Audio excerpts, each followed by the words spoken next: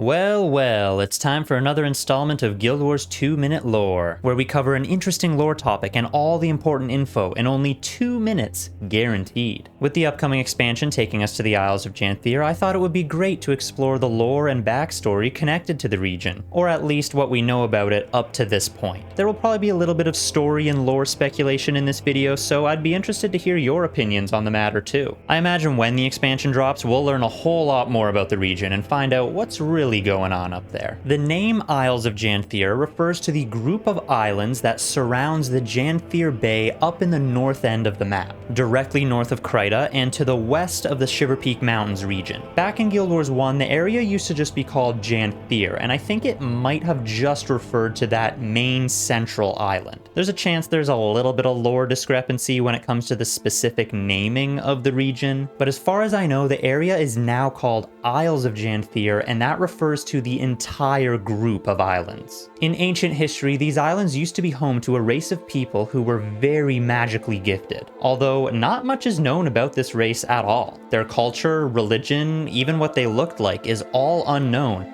The only thing we know for sure is they had the gift of true sight. The gift of true sight is also a little unclear as to what exactly it is, but in its simplest form, it's pretty much the ability to gaze upon someone or something and see it for what it really is. Similar to the Eye of Janthir's ability to do that very same thing. Speaking of the Eye, it is also from this region, hence the name. I want to also discuss the Eye of Janthir because I think it's a very important part of the story of this region. The Eye of Janthir is an ancient artifact, and it has a connection to this unknown race of people. But how exactly isn't fully known. It's speculated that they might have been the ones to create the Eye. The Eye has incredible magical abilities. It has the gift of true sight, which I mentioned before, and it has a full intelligence of its own. It pretty much acts on its own free will, and it also has the ability to phase in and out of the physical realm. We know this because of the many times throughout history it seems to just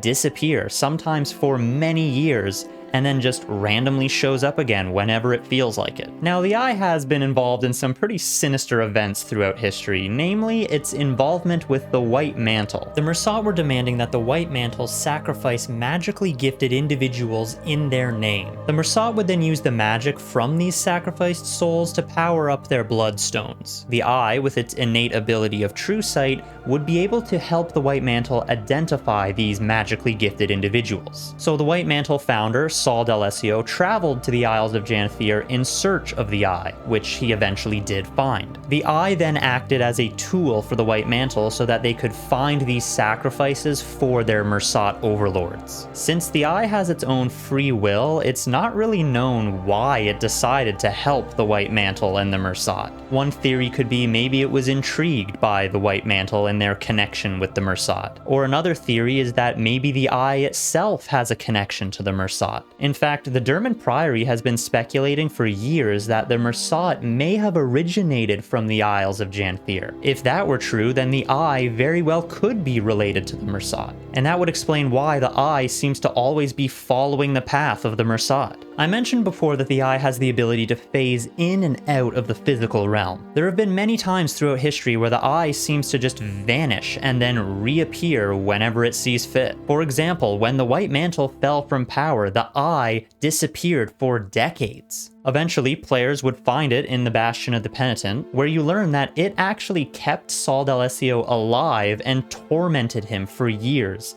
under the order of the Mursat. It was later found again in a secret White Mantle hideout. It was found in Abaddon's ancient temple. It was even seen as recently as the final fight with Eparch in Nyos, just floating up in the air watching. It almost seems as if it may be collecting knowledge on these big magically influenced events. Now, getting back to the Isles of Janthir, I think it's definitely important to note that there has got to be some serious dark activity going on up there. In Secrets of the Obscure, the Wizard's Court revealed that their home realm, Amnitas, used to be floating above the Isles of Janthir. However, they decided to move it to where it's currently located because they deemed that to be a safer location. Now, considering that the Astral Ward and the Wizard's Court are used to dealing with some pretty seriously dangerous foes, such as the Cryptus, I think there had to be something really big and scary up there to scare them away. If you look closely at the expansion trailer, there are some interesting details you may be able to pick up on, some of which may give you a hint on what might be soon to come. The only big question is, how is it all connected? Are the White Mantle still active up there? Are there still Mersat alive, hiding up there? Is the Eye going to show up again and cause more trouble for us? Or is there a completely different risk lurking that we have yet to discover? Maybe something related to an old foe that was thought to be defeated a very long time ago. These little rock golem-looking monsters seem to be present quite a lot in the trailer, but what could they be? Well, you may have noticed a certain Char character shouts out, "False God." And if we recall from the Char backstory, they did have some past experiences with false gods, ones that also closely resembled large walking elementals. Could they all be one and the same? Now, unfortunately, there isn't really too much more information about the region available at this time of recording. Like I said, I'm sure we'll learn a whole lot more once the expansion finally comes. I hope this little lore teaser video of mine helps you get a little bit more excited or interested, and let me know if you have any lore or story speculations of your own. I'd be interested to hear them. Anyways, thanks for watching. I hope you enjoyed this or found it interesting, and if you didn't know about all this, now you know.